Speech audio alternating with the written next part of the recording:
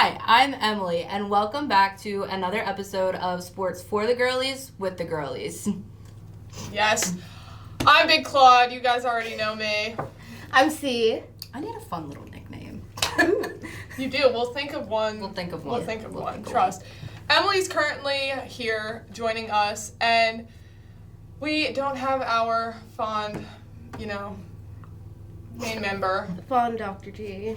Dr. G's not here with us today, but she'll be back for the next episode, so don't worry. Emily's here to pick up the pieces. What are we talking about today, ladies? What are we talking about today? See? I feel like we have to start with the playoffs, obviously. I agree. I think the playoffs is maybe best place to start. WNBA, it's really not looking too hot for the Aces. I'm not too excited about it. I know Dr. G is definitely not too excited about it either. They're down 2-0 right now to the Liberty. Do we think they get swept? I think so. No. Really? I think so. And I know Aces has, you guys are Aces fans, and I respect that. I love that. I'm not necessarily a Liberty fan, but I do feel like the Liberty came in hungry. They felt that loss last year. They grew from that loss last year. They had a lot to prove, right? And I feel like you can tell that they've really come in with a different mentality. I feel like the Aces have gotten pretty comfortable when it comes to their position as the top team. They haven't really been challenged that much when it comes to somebody taking that from them. And I feel like this is the first time we're seeing them struggle to really keep up. I agree. I do think that the Big Three in New York is really working it. They're playing a really tough game right now. Their shots are falling, three-pointers. John Cole Jones had a three-point shot the other night, and I was like, this girl is like literally 6'9". I don't understand what the deal is here. To me, I watched the other night a little bit. Asia, when they would pull her up on the screen, I was like, this girl looks like she's drained, about to pass out on the court. Like, she can't keep doing this. Mm-hmm. Like, she looks like she's carrying the whole team, and it sucks for her, I'm sure. And it's just so draining to see somebody so, she looks like she's sick, out there playing. Like, she just looks like very drained, not looking great for the Aces. Especially after the regular season she had to. Just seeing her come out, look tired, down 2-0 in the series. I don't know. Okay. I still think that they're going to win, though. I think they're going to pull out some stops in Vegas. I admire your optimism and your confidence. I don't think they win, but I don't think they get swept. I don't think they get swept. Let's just put it that way. I do feel like they're the type of players as a group to, those two losses are not going to sit well with them. Yeah. But I feel like when it comes to the balance of the team and what everybody's bringing, it's not what it should be for them to have the caliber of players that they do. There shouldn't be that sort of drained feeling because somebody shouldn't be having to do everything. You have a all-star roster, right? Yeah. I agree. So why aren't they all stepping up? Yeah, it's honestly crazy to me because I was watching again, like I said the other night, and there was just a couple of plays back to back. They airballed threes, and I'm like, what? Stop shooting. If it's not falling, stop shooting. Make a layup, make the extra pass. It was just crappy plays that turned into offense for the Liberty and ended up giving them the lead. And the win in the end. So it sucks. They're kind of just deteriorating as the series goes on. But I'm hoping now that they're going to be home in Vegas, they'll have their fans there. It might turn things around for them. I will say to have to play that, if it was to become a 2-2 series, to play that last game at the Barclays Center will be tough, though. I will say that will be pretty tough.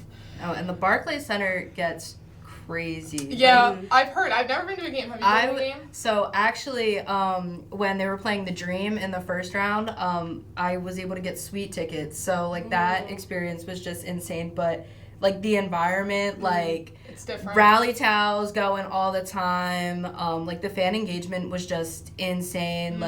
So many big celebrities are there, cheering all the time. It's loud. So if you've never been to a WNBA game, you need to get yourself there. And New York is the one to go to. That's what everybody says. New York is the one to go to. That's what I've heard. And honestly, I'd love to go, but I don't think I'll be making it out to any of these. You could be the good luck Sadly. charm. I could be the good luck charm, though. You never know. You never know. On the other side of the bracket, we have the Sun versus the Lynx. What are we thinking about that series? It's a 1-1 series right now. It's pretty even. How are we feeling? I'm pretty confident in the Sun. I got the Sun. I feel like I do also have the the Sun Sun. consistently, like the past few years, has just gotten better and better. And I feel like the Lynx are getting to that point of consistency and finding their groove, but they're still really pushing to make that work. I've become very fond of the Sun because, not only because of Dejanay, because of, what's her name? Her last name is Mabry. I don't know. She has so many sisters. She's from Jersey. Marina? No. It's I don't know if it's Mariana or, I think it's Marina. Marina Mabry. Marina Mabry, yeah. They used to have beef. Back in the day, her and Dejanay used to have beef. They became teammates this year, or last year, and one of these 2 years, and now they're like the trash-talking duo that like backs each other up. Because they would go at each other, trash talk the whole time, but now they're on the same team, so it's really a solid little combo. In the last game, I saw that Dejanay got into it with Kayla McBride. Hard foul. Dejanay was not loving it. Who was there to pick her up? Marina was. It was locked in. They're locked in over there. I think they're a tough squad, very defensive oriented, and at the end of the day, defense does win championships. So, I don't know. They could come in hot and put some work in for the Aces or the Liberty. So I don't know. I think it's like a tough little matchup there. I agree. I feel like when it comes to being able to read your teammates and know what they're going to do, how they're moving, people really underestimate Connecticut when they're thinking of teams that have that capability. Right. I feel like Connecticut is actually one of the best when it comes to team synergy overall. Yeah. And that's hard. I think it's definitely, like, just going off what you were saying, like, team synergy, I just feel like it's an underrated concept, like, in all the sports, like, to begin with. Like, people don't realize, like, how much of an impact, like, understanding, like, your team and just them as people, like, along with players, like, how much of a difference it can make. Like, you know, if something goes down, I know you got my back. Like, it makes all the difference in the world. I think that's so huge in women's sports in general. Growing up playing sports, I definitely had moments back in high school where I was on my team and you just don't feel connected as a team. And it sucks because it starts with, like, what I think, the coaching staff. Absolutely. Which has become a huge situation in the WNBA right now. There's a lot of coaches getting fired, which is crazy. What did you say? Almost a quarter of coaches are gone now. 3 of the 12 coaches have been fired, of the head coaches. What's the deal with that? I feel like some coaches that have been fired Didn't deserve to be fired. I would agree that 2 out of the 3 did not deserve to be fired. I would accept the third one. I won't necessarily say who it is. But I feel like Witherspoon, for example, 1 year. Yeah, 1 year is crazy. And then to still be as successful as she was. Yeah, like it went down right to the end of the season. Right. She had 2 big rookies come in. She knew how to manage them, how to bring them and embed them into the team and make them work together. When a lot of people did not think that those 2 would be able to play off of each other well. And they did. And they did. And the players have spoken out so much about the impact she as a person had on them, not just as players, but as individuals, and how she's inspired them. And I feel like a lot of times the executives don't realize the impact that sort of relationship between a player and a coach can have. Especially these, like, young girls coming into the league. Like, I've seen a bunch of, like, Angel Reese, like, tweets about it and everything. And Angel's what? 20, 21, 22, 20, maybe. Yeah, somewhere around there. Your coaches at that time in your life have such a huge, like, role in not only that transition from being in college to now being in the league, but also just the things you go through in life as somebody who's in their young 20s. Like, there's a lot of changes, and especially for someone at that age, like, you need a mentor there. Like, it goes more than just, oh, you're the coach of my basketball team. Like, I can turn to you in these situations. Like, I look at you as a mentor, and she doesn't have that anymore. Yeah, I feel like it means a lot to have a coach that you can go to about anything and you feel comfortable around and you have that strong relationship with. When you don't have a coach like that, again, it falls and things crumble as it goes down the hierarchy. Not only does it start with the head coach, fine, you lose a head coach that's super strong with you, but at the end of the day, losing that ruins the whole team, you know? Like, at the end of the day, Camilla also came in with Angel. That was somebody that I'm sure Camilla looked at and was like, this is someone that put me in the position to play at this high level, and I appreciate that. And now that you don't have that, especially it being your first coach, and switching it that quickly is going to be, I think, very detrimental for the Sky this upcoming season. I agree, and a lot of these teams have really high turnover. Like, Atlanta just announced their firing, and this is the second coach they fired after 2 years, back-to-back. So it's like, if you're talking about building, if you're talking about getting consistent and, like, really pulling your team together and you're bouncing from coach to coach, Wright wasn't necessarily doing bad. Right. She did a pretty good job coming in when she did and getting the Dream to where they got in the playoffs this year. Like, I could see why someone like that would be a person you would want to keep, especially when you keep talking about building and building and building. Right. And then you're clearly not showing that level of commitment to these people who are committing to you and their potential. And I feel like that's an ongoing issue in the W, because there's this big idea of, like, we're already not where we want to be in terms of other sports leagues, especially when it comes to, like, other women's sports leagues that are starting and surpassing where we are. The NWSL isn't even half as old as the WNBA, and they've already surpassed in terms of teams, in terms of revenue. So it's like, okay, we're trying to compete with these other leagues, but you're not recognizing where you're at. You're so ahead of, like, oh, we need to be there. But we have to build, right? Yeah, like, it's not going to happen overnight, and you're bringing in these people and giving them nothing and expecting them to pull out a championship with a team that's so discombobulated. How do you expect that? And just going off of, like, earlier how we were talking about team synergy, like, between your teammates and everything, absolutely goes for coaching staff. Like, you can't just, oh, let me put, like, another person in here and expect us to be, like, a top seed in the league now. Like, doesn't work like that. The turnaround isn't like that. Like, if you put anyone in that position, it's not going to go the way that you want it to go. And I get it. You want these teams to be successful now. You don't want to, like, keep waiting, but you're just going to if you keep, like, just disposing of people like they haven't done anything for the organization. Right. Yeah, I think the quick turnarounds like this are just not helpful for anybody.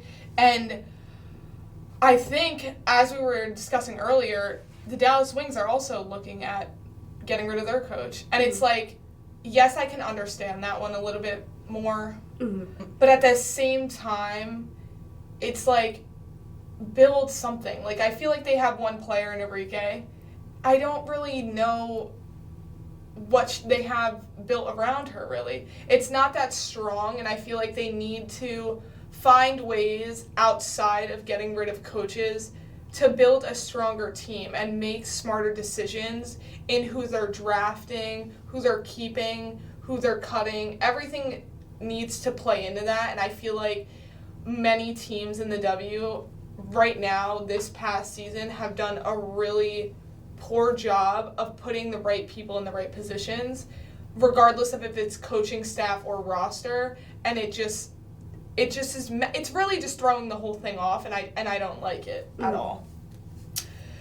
So yeah, next we wanted to talk a little bit further about the Golden State team. The Valkyries. Yeah. How are we feeling about that still? I love the name. I do. I like the name. The colors are kind of cool. I do like the colors a lot. Love good purple. They came in hard with the branding. They really did. They dropped it, and I was like, wow, This is really looking good. They're doing their expansion draft. What's the deal with that, Steve? So the way the expansion draft works, from what we know right now, because there's still some info that hasn't been released, but what they have said is that each W team can only protect 6 players on their roster from being drafted in the expansion draft. So there's been a lot of discourse over the internet about who people think certain teams should protect and who should be left up to the will of the wind when it comes to who's possible for the Valkyries to grab. I personally feel like the expansion draft bothers me when I think about all of the draftees that have been left off of rosters the past few years that are listed as free agents and have never been picked up. I feel like you could draft a team just from that list alone. Yeah. So when I think about this idea of expansion, I'm like, okay, some of them at least are going to find a team somewhere.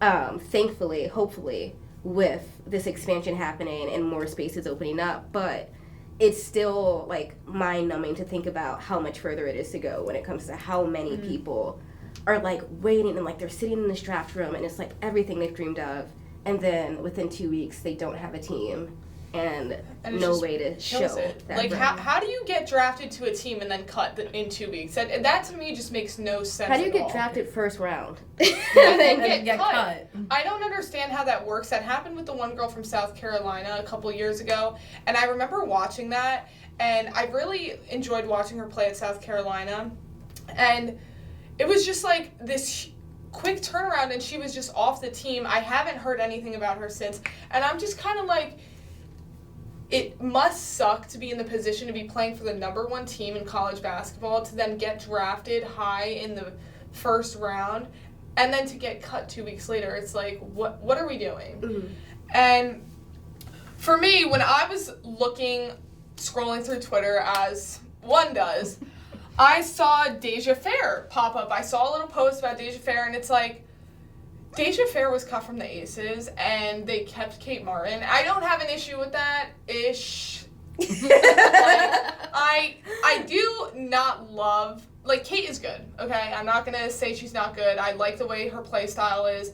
But you have to remember, Deja Fair came off a 22-point per game season where she was putting up about 22 points with 4 assists and almost 5 rebounds. Like, someone with that kind of stat for their season that they were just coming off of and drafted into, to drop someone like that, who you drafted so high, I feel like, is kind of like, what are we doing here? If you're Golden State right now, you're picking her up number 1. Right.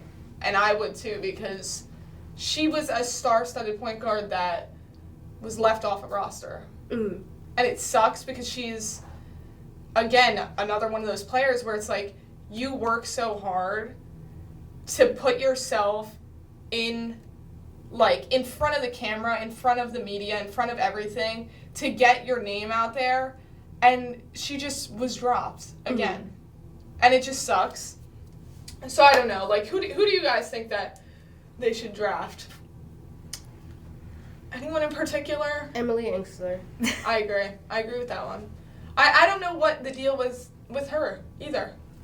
Left off. Yep. Roster after roster. And then teams would keep picking her up on like 7-day contracts, 2-week contracts, hardship contracts, and nobody's what are we keeping her doing? full time.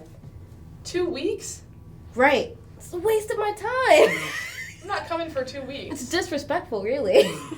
And then moving from just think about that. Like, oh, let me just go on a little like U.S. tour every 2 weeks, like going from different city to different city.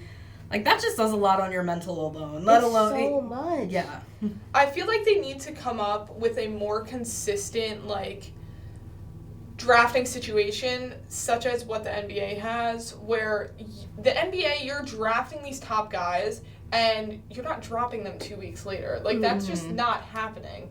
They need to be more consistent like that and have some, like, padding for these players, because I feel like it's completely unfair. It is. To keep these older players who have, like, cut the older players. Like, they're not even that good anymore, half of them. Like, it's better to have, like we were saying before, a fresh start with things that you can help build with. A place like Dallas, pick up some of these players, keep them, cut some of those older players that aren't going to be playing in the league much longer, want to go live their lives, want to go have kids, want to do whatever. Change the narrative. I feel like that idea of starting fresh scares a lot of teams, though, and I think that's why expansion teams are so important when it comes to picking up those players, because that fear isn't the same. Like, you're starting fresh regardless. So I feel like there's less risk for them compared to a pre-established team taking in rookies and saying, okay, we're going to make this work. Like, when Indiana did that, like 2 years ago, when half their roster was rookies, more than half their roster was rookies, and everybody looked at them like they were crazy. But they're not. But they're not. Like, but you now have they to are. I don't grow like Indiana. that future, and it played out for them in some ways, I guess. But I feel like that's a fear that a lot of teams have, and they really want to hone in on that veteran experience. But not all veterans give worthy experience. Dude, veterans, at this rookies. point, some of the veterans, like, if you're not Asia Wilson, I don't know what we're doing with you on our team. First really, of all, I genuinely. feel like not all and of she's them not even deserve that to be old. called veterans. But Let's she's not start even there. that Yeah, old. she's not even that old. Like, you can't have players that are genuinely, like, parents. Like, I feel like when you're, like, in your parent era, like, Candace Parker, she did a good job retiring. You know, she did a good job. She's in her mother era. Like, there's no reason for her to be playing on the team. That is not very DEI friendly. I just don't think there's any reason for her to be playing on a team right now. She's in her mom specifically, era. yes. She's a little bit older. She's been playing for years. Fine. Now we can cut you. I feel like there are some players who I could see that with, and then there's some where it's like, first of all, let me say, I feel like there's a difference between a veteran and a leader on a team. Agreed. I feel like there are a lot of veterans in the league. There aren't a lot of leaders in the league when it comes to their teams. leaders. And that's There's, where like, the maybe distinction 3. has to come, because yes, like, we don't want to make age that big of a factor if you're still putting up numbers and you're showing that you can contribute, but at the same time, the league is growing. It's not, there aren't that many spaces to begin with. Like, it's the same thing with the U.S. women's soccer team that we were talking about, where a lot of people were upset because he didn't bring in the veterans, or she didn't bring in the veterans for the Olympics. And it's like, yeah, they're great. I know they're great. They've shown they're great. Right. But who's going to win yeah. us championships 4 years from now? It's not going to be them. They're not going to be here in 4 years. Right. That's my point. Like, if you're at the point where you're older and you're getting to the point where you're declining like Candace Parker was, she wasn't playing at the high level she used to be playing at. She has 2-3 kids now. You're, like, moving on in life. And for her to exit, it was a good choice. I think some players need to look into that and be like, hey, I'm not that great of a player anymore, or ever was, and I want to maybe have kids, or I have a few kids, maybe I want to spend some time with them, and I want to exit. Like, now is my time to step away from this, love the sport, I support the WNBA, but I think it's time for me to walk away.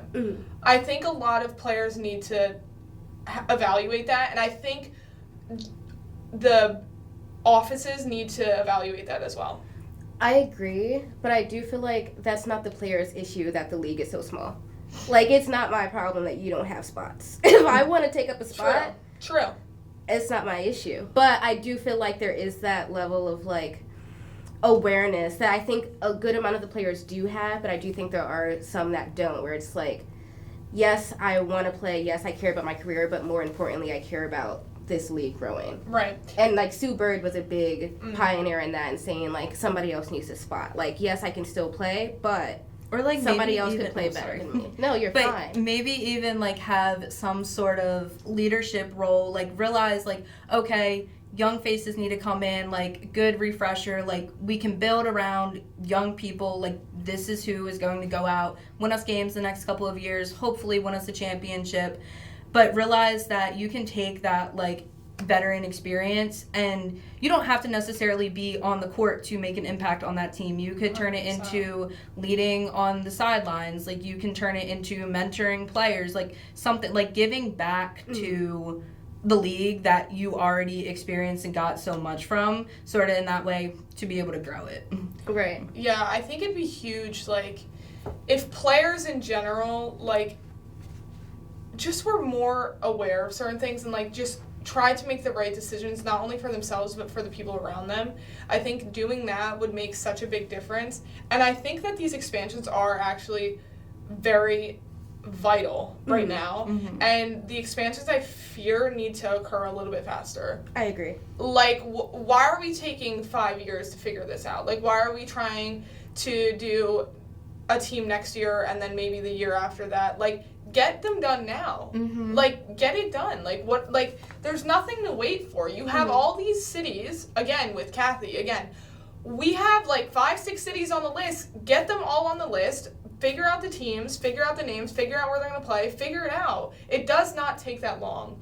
I feel like it's consistently a battle with the WNBA higher-ups to be like, hey, you need to figure this out because you're dragging this out and you're losing retention and you're playing games. Like, it just doesn't make sense, and I think they need to align and figure it out ASAP. Like, I'm really just starting to get very heated about the situation with the WNBA.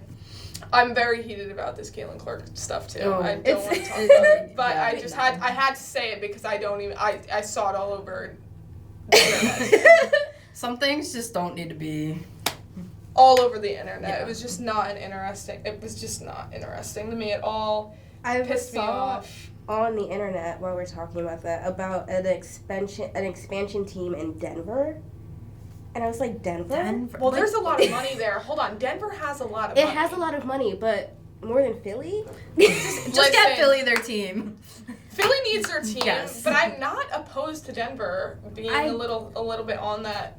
I don't care who else gets a team as long as Philly gets one. They Listen, can give one to I think everybody. they need Exactly, but Philly needs to get one.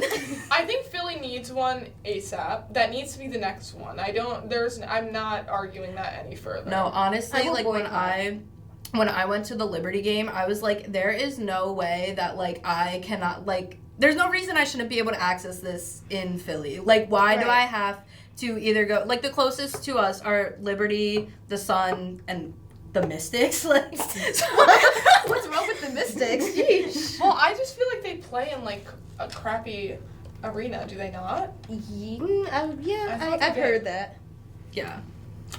But I don't know. I think though my point just stands. Like, they why need to do I get need it. to go, You need like, 2 to. hours Kathy, you away? need to get it done in Philly. You need to get it done in Philly. We're sick of this. Kathy, We you don't need to get it care. done. I will have season tickets tomorrow. No, it would sell out like so Yes. fast. But like you're saying about Denver, I'm really intrigued. Like, where did you hear this? Yeah. I was reading an article about it because I was looking up that. I was looking up the NWSL because we also need an NWSL team in Philly. And I'm not traveling all the way to New York, New Jersey, even though you say that's Philly's team, but New York and New Jersey are in the name, and we're not. So I don't know what that's about. Why does Philly have nothing? Like, why do we just have to sit on the Sixers that are, like, also about to exit Philly? Like, I don't understand what the deal is. There's just nothing, like, going for us over here, and they need to step it up in the sports area. Like, I feel like we're top-tier place to have sports. We and are we a just top-tier don't. place. And we're, like, falling off, and I don't like it. Kathy, get it done. Who's the NWSL? Ma'am, whoever you are. Whoever you are, get it done for the girlies. For the girlies. Get it done for the sports girlies. Let's see. It's just a lot of unfair treatment. I'm not Jessica. loving it. Jessica and Kathy, get it done. Jessie, we need you. Jessie girl, Jess. Yes. J-Dog. JB. Done. Jessica Berman, JB. JB, get it done. All I know is that the expansions need to happen, and it'll only be better for everyone involved, fans included, us. And I think, honestly, Denver is another good location. I think it makes sense. It makes sense. I feel like it's a big spot people don't think about. Mm-hmm. Like, recently, my dad had done a lot of work out there with different companies, and there's a lot of, like, event stuff that goes on out there, and I think it's super cool because who's thinking about Denver? Right, Like, and right? Denver's a We're very Colorado, scenic space, Denver, too. Like, a lot of people super vacation scenic, in Denver. Yes. Yeah, so people could be like, oh, let me go catch a W game while I'm in Denver, you know? Yeah, I think it's a really good market to go into, but you need to fill the markets around first, and then, then go fill in the next endeavor that we want to go on. I do want to talk a little bit about the NBA, though. Okay. And it kind of coincides with everything that we've been talking about. The NBA right now is in their preseason. Love it. So excited. Can't wait for the NBA to start it up. But why are we having preseason practices all over the globe this year? Like, I didn't know we were having Abu Dhabi practice. Yeah, I saw, like, the Celtics are in Abu That seems Dhabi. like a distraction. Not only, like, is it a vacation? But, like, why is it necessarily? Why, Right. Like, why are we doing? Why are we going on a spending world tour? hundreds of thousands of dollars, probably millions, to go practice in Abu Dhabi and the Bahamas? I'm sure other places. I don't know. But I'm seeing the Sixers are in the Bahamas. Why are you in the Bahamas? Like, we're not on vacation. Like, we're getting ready for the season. Like, come lock in. Yeah. Like, it's not time to get that tan. It's time to lock in and shoot the basketball and win a championship for the first time in a long time. But I'm just like, again, this ties into unfair treatment.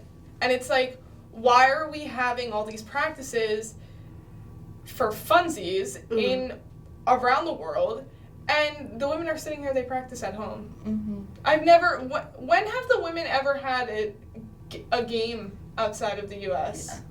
They had one last year, I think, in Canada. That was the first one. Oh, Canada. That's what led Loved to the it. Toronto team. But I feel like, first of all, if I was an investor of an NBA team, and that is what I saw, I'd be pissed. like, what are you Yeah. guys going on vacation? Like, what are you using my money You're for? not trying to expand. Like, you're not expanding the game. You're not growing the game. You're just going there to practice and be done with it and like go sightsee But and like, tan after. my thing is, Like, I don't literally- even know if it's like open practices. I don't Like, think it is. if it's Like, I open think- practices, I can understand a little bit to be like, oh yeah, we're like growing the league. You know, it's like getting us publicity and this, that, Let's and the see. fourth. But why are you going to all these different places? It's probably closed practices. So let's just call it how it is. It's probably closed because they're getting ready for the season. They're locking in. They're running through plays. It's definitely closed because they're starting to run through plays now and like go through things that are part of their closed. game plans. How to fact check. And honestly, women have never done that. I don't understand how women are just sitting, like, our WNBA teams are sitting here in the United States, clogged in these small, non-expansive areas because we don't expand. Our first expansion ever. Like, this is, like, the first, like, big ever expansion going to Golden State. The last one was Dallas, and that was Yeah, years like, that was a ago. long time ago. And it's like, we're stuck here in the U.S. They want to do this Canada team expansion, which is just like, the NBA is in different countries playing for practice. Like, we're sitting here not even expanding outside of what we've had for so long. Have you seen the picture? I'm blanking on which team it was, but one of the playoff teams was practicing, and they had to like cut off half the court because they were in a recreation court. They had to cut off half the court because the other side was being used for an event. So they could only practice half court for a postseason game. This was this year? A professional team, yeah. Yeah. It's Yeah. insane. That just throws me back to like when the NCAA did that I whole was thing just during thinking that March Madness. That What was that? crazy. 2020? Like somewhere around like. Dude, that's been like every year. Like, let's not. Oh no, I know, let's but I'm not fabricate that story. No. I mean, like It was when 2020. like It was Sedona really like late. came out and Sedona. yeah. We're just talking about March Madness. But when she like came out and she like showed the differences in the weight room, trust me, and the merch and everything, trust me, I know. But it's just like happens how every year. I don't understand. As a woman, I don't mess with this. Like, I want all the same gear. I want all the same facilities. I want to be able to play in the same arenas. That's another huge thing is like our women's team here at Temple used to play at McGonigal Hall. And since Diane Richardson has been here, she was like, hell no, I'm not playing there. She was like, I'm playing at the Leah Corus Center. Yeah. Like, put me in the real gym. You know, put me in the arena, put me in on the big stage. I don't want to be playing in some back gym that is like a rec court. Like, Right. that's just so, again, like, why the unfair treatment Separate but equal. is just so clear. And you were talking earlier to completely flip the script a little bit about Naomi Osaka. Oh, yes. So, if you're not aware, this past weekend or week, Naomi Osaka and Coco Gauff had a match together. Coco Gauff has had a rough few weeks, months. Yes, as well. but it's okay. Naomi had some issues with her back before the game, but she was like, I want to see if I can still, or the match. Gotta make sure I match my vocab to the sport. I want to at least try to go out there and, like, do this match because so many people came out to see it. Because it's a huge event. It's right. So she goes out to play. They get through halfway pretty much, and then it becomes an issue where she's like, okay, my back is to the point where I can't compete at this level, so they called the game. Now, after this, there's a lot of backlash because Naomi has had injuries in the past. Naomi has had to step away in the past. She's taken mental breaks in the past, all of which she is completely entitled to as a human. Just as any other person is. Yes. But just like people attacked Simone Biles when she took her break. Oh my god. A lot of people had a lot to say about Naomi. Not even taking a break, just stepping out of this match. A lot of, you're a one-hit wonder, yada, yada, yada. You're, like, a nobody now. Like, just retire. Like, you clearly, like, you're just not up to it. Like, you're scared, yada, yada. So she gets on today, which Mama Naomi usually keeps it pretty chill. She does not usually react to the trolls, but she reacted today. Fair. Yeah, she should. And she said, first of all, I don't know how I'm a nobody with how many U.S. Opens I have, how many Grand Slams I have. Stood on business. I carried the Olympic Period. torch. Like, Period. what about this? Like, and she said the last sentence, and this is my favorite sentence, I'm going to use this all the time. You couldn't even touch my accomplishments with your fingernail, was the end of her statement. And But that's so real. Yeah. it's so real. And when we see men do this all the time in sports, well, they'll step away, Consistently. or they'll sit out of a game, or something like that with no explanation, and nobody says anything. They'll pay thousands of dollars to go to this game, travel to go to this game to see this one player, and they won't play, and they won't question anything. Again, this. I'm sure it's a good reason. You're like, oh yeah, he's sore, Right. he's hurt, he's resting for the playoffs, he's the...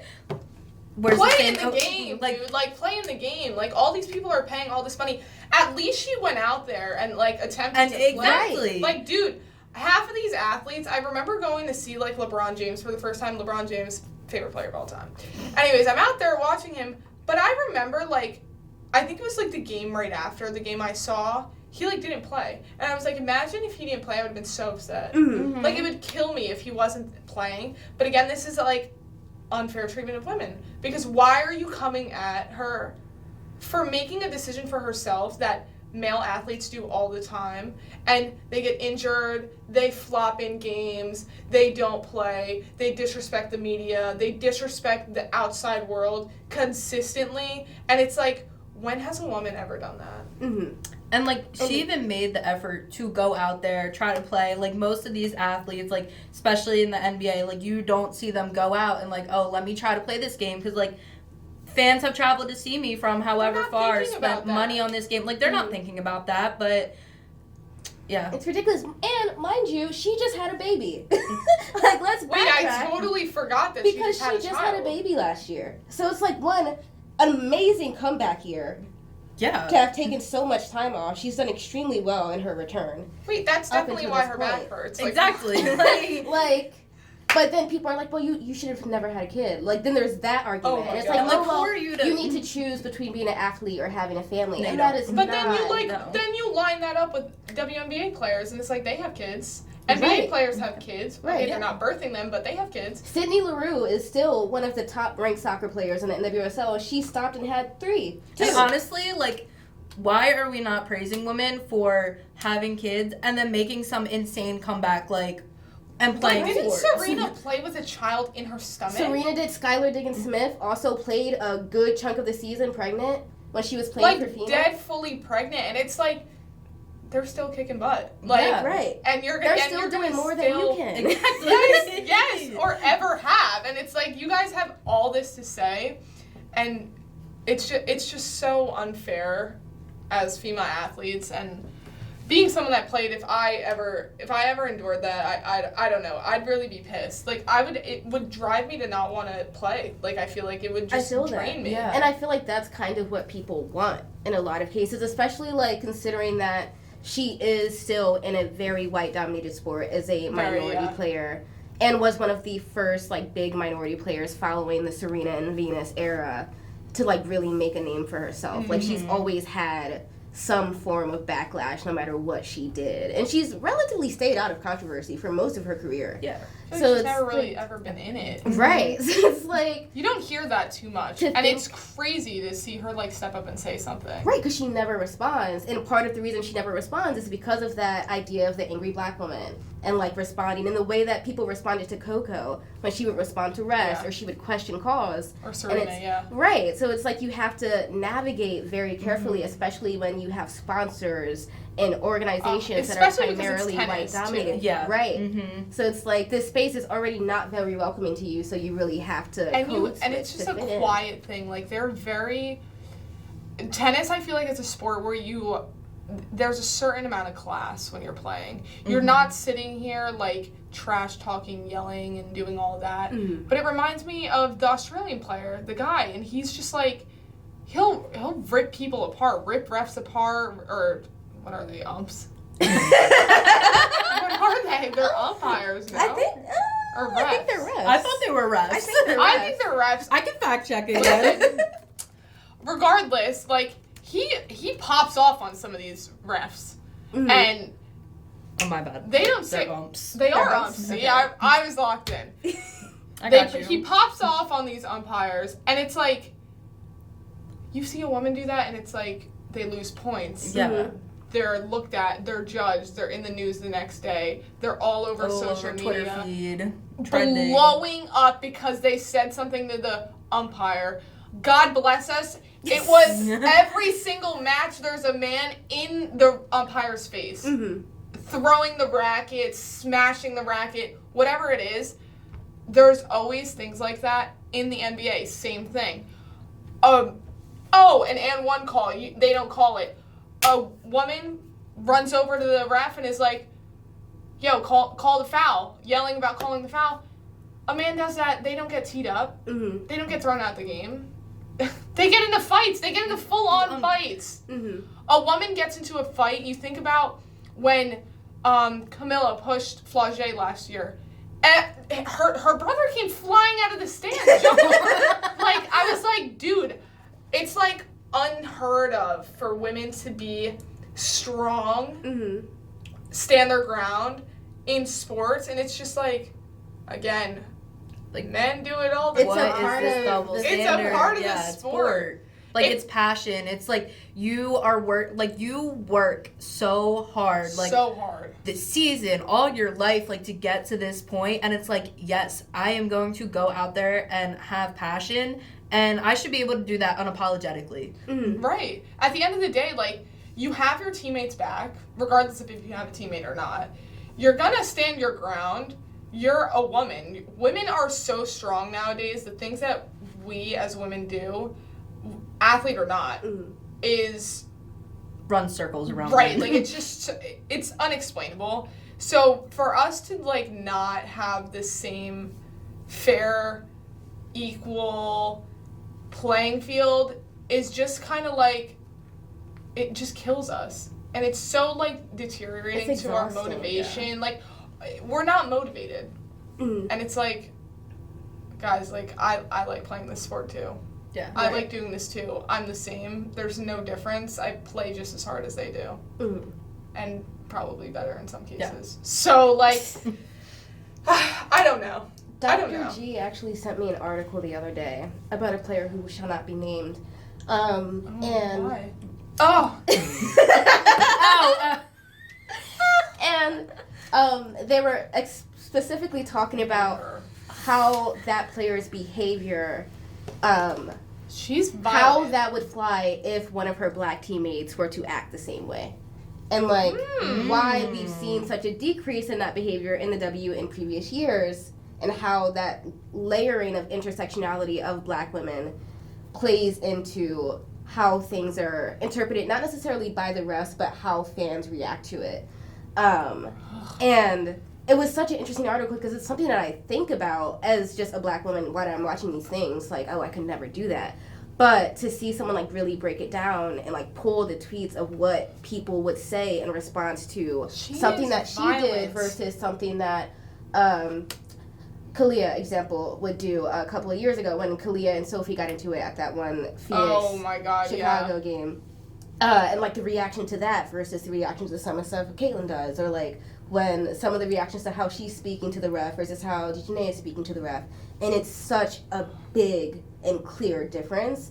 And it's so exhausting, especially considering that this league is made and built on the backs of black women when it comes down to it. 90% of the league is black women. They're still having to deal with that level of disconnect. I just think it's so frustrating. Just as an athlete in general, why does she feel like she has the right to pop off, like, all the time? Like, just be disrespectful, trash talking, shoving, aggressive. Like, I get it. Like, cool. Like, do you. Mm-hmm. Not against it. But if Asia was doing that, if Arike was doing that, mm-hmm. Skylar Diggins-Smith was doing that, Clay Copper did it, it's, like, unheard of. Mm-hmm. It's so disrespectful to be able to come in like that and be like that. Right. If you think about the beginning of Brittany Griner's career and, like, some of her more popped up moments, the reaction that was the punishment that she would get, like, was so intense instantly. Like, there was instant reaction, regardless. Because is this the same league? Like, what are we doing? Yeah. It's just not called the same. And honestly, I think looking at, it's something that has to be looked at. Like, looking into the WNBA refs, I know that there is so much that goes on with NBA refs. And they get paid a ton of money. Okay, first of all, that's to begin. They are fairly diverse. They're getting more women. I know that. But it's like, those refs all fairly ref the same way. Mm-hmm. When you look at WNBA refs, it's like, where did you get these refs from? I don't know if they were reffing at my AAU game last weekend or where you pulled them from. It's like, I just feel like I've never seen some of them. Mm-hmm. They're random. How much are they getting paid? Really? Because how much are they getting paid? They're not getting paid $400,000 a year. Mm-hmm. Like NBA refs are. They're getting paid probably a smidgen of that. Or less. They get paid up from $425 a game up to $108. Oh, wait. No. Wait. Yes. It said how much do NBA refs make, but then it said so $180,000. So they do make a lot of money. Yeah. Actually, they do. In retrospect, they make a lot of money. They need to make the same calls for the girlies. They need, like, a comprehensive training or something. That's what I'm saying. Like, I feel like the NBA refs go through a lot of, like, set things. Mm-hmm. WNBA refs, I feel like I don't know what they go through, and I feel like they change consistently. Like, I feel like I don't see the same faces. It's like, where are you getting all of these refs from? And I'm like, where are you getting them from? Because it's like, are they going through the same amount of training? Do they have the same amount of experience? Do they know how to really ref a game properly? Like, it's all things that WNBA struggles with. Right. And it's, again, stacking up now. Now it just continues to grow. Mm. And it's frustrating, honestly, because being a black athlete, I feel like you already get so much and you have to deal with so much. Mm. Having to watch somebody and you can just compare it. Angel and Caitlyn, you can just compare it. I do it all the time. For Caitlyn to be able to do what she does, if Angel did it, it'd be a very different story. Right. And she did it in college, because college you can get off with it a little bit. In the W, you're not doing that. She's not the same person. Right. Yeah. You can tell she's not, she knows. She's been told, hey, or she's watched, hey, like, can't be, showstopper. Like, you can't, like, pop off every time. Caitlyn, on the other hand, it's like, again, like we talked about in the last episode, like, she has no guidance. It's like, you come in, she is given everything, you're handed everything, and you just run the... You act like you run the league. Mm-hmm. You are not, you just finished your rookie year. Yeah. And there's for like 1 year. There's a difference between showing passion and... It's just being disrespectful, I Yes. feel like. Yes. Blatantly just Like, disrespectful. I feel like the word that came to my mind was like tantrum-ish behavior, but I know that's not the best way to describe it. But I feel like, because I'm all It's like for anger, intensity, anger, I'm all anger. for trash talk, I'm all for getting in people's face, like that's a part of what sports is. Oh, We yeah. are not shut off to that because we're women, like, yes. It's like, you need to be it's a part of passionate. it, but It's your whole there's life. a line between that, and I feel like she has gone past that line a couple of times where it's like, okay, really, like, is this really passion or is this becoming an issue with But it? the issue again is like no one's saying anything. Like who is gonna step up and be like, yo, you need to dial it back. Like you can't act like that. Just because you're a white athlete, handed everything, you act like you're on top of the world, rookie of the year, it doesn't matter. Like you have to be a human being and you have to remember who you are and be humble about it. Mm-hmm. That's one of the biggest things I think in sports in general. Athletes that are not humble need to get humbled sometimes. Like 100%. somebody needs to humble her and sit her down. And like I said, like, what's her name from South Carolina? Aaliyah Boston. Mm-hmm. Sits down, has had conversations with her, and I've seen her do it, and it's because she was coached by a coach that was a certain way. Dawn is Dawn at the end of the day. And she knows right from wrong. She knows certain things. She knows media things. She knows training. She's been through it all. Mm-hmm. She's been in the league for a few years. Mm-hmm. When you sit down with somebody like that and have conversations, those are the conversations you need to remind yourself you're not on top of the world. You're not, and that's exhausting for Aaliyah to have to do that. That's not her responsibility. Especially shouldn't like be. it's not like she's been in the league for years and years and years. Like what, this second year? Like Yeah, second or Second, third. It's third yeah. year. Like, it's just too far for me, and I think she needs to be humbled. Like, who is gonna sit here and humble Or, like, Caitlyn? just I tend to more- do it every time, but like, I need to have the one-on-one. Or just like more aware. Like I feel like she's so like tunnel vision, like She's in a nothing bubble. else Like, she lives in a happening bubble. impacts me. And it's like you're in this league, like you're a part of this. Like it's not, and like what like she does like also directly impacts other players too, and then All starts the a time. narrative about them, but will not use like her platform and audience or whatever to come out there and speak on it and be like, hey, like I also am in a league with these other amazing women, by the way, and She doesn't Like, speak. I Like, know, she doesn't like, even she- talk. Like, I it's don't even just think some, she like, talks to anybody. Like, does she anytime- dap anyone up after a game? anytime I like see anything, it just sounds like some PR like right. It's like just rehearsed, beating yeah, around yeah. the bush. And it's like if you're coming into this space, like I feel like for you to come into not only a league that's primarily minorities, but a team that is specifically majority made up of minority women. They're all And black on that team. Like, every single to person. like fail time after time after time to show not even support but like acknowledgement for your teammates, for your coworkers, like for the women that built this league for you. This league was built by black women, And that, like- but like that, we're so excited to play with you too. right? Yeah. And they Back your girls up, like back your Exactly. team. Like, Like, if be that's a your teammate. team, be on that team. Like, back your team. It's so frustrating. Oh my God, like It is. It is. it's so frustrating because it's like